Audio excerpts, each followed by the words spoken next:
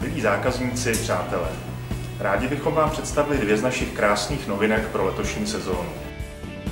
První novinkou je dekorativní roleta Kaskáda. Na první pohled vypadá jako obyčejná roleta, ale ve spodní poloze dojde k téměř zázračné proměně.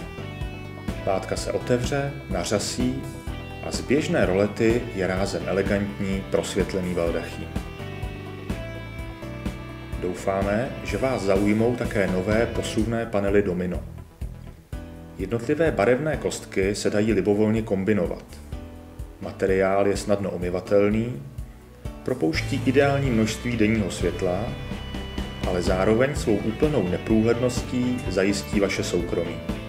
Tyto novinky a mnoho jiných zajímavých výrobků můžete vidět v naší vzorkové prodejně na Praze 10, Kozácká ulice 12. Nebo můžete navštívit naše webové stránky www.maron.cz.